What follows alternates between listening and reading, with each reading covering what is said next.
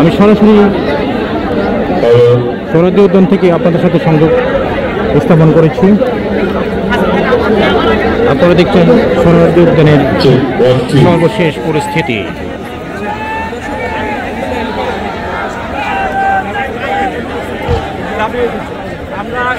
ইসরায়েলের বিমান হামলা দিয়ে গাজার অসংখ্য নারী পুরুষ হত্যা করছে।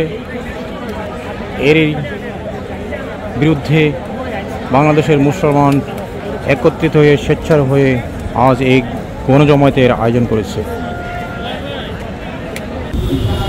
যুদ্ধবিরতি ভঙ্গ করে অনবরত বিমান হামলা চালিয়ে গাজার নারী শিশুসহ অসংখ্য লোককে শহীদ করতেছে।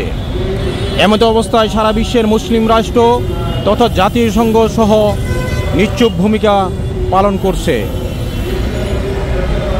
এরই প্রতিবাদে আজ বাংলাদেশ জামাত ইসলামী সহ সকল মুসলিম অর্গানাইজেশন ঢাকা সোহরাওয়ার্দী উদ্যানে এক বিশাল গণজমায়েতের ডাক দিয়েছে।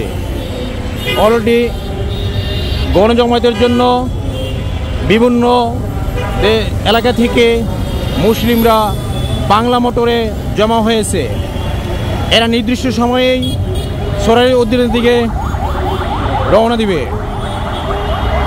আপনারা আমার সাথেই থাকুন, আমি লাইভের মাধ্যমে আপনাদের সঙ্গে আছি।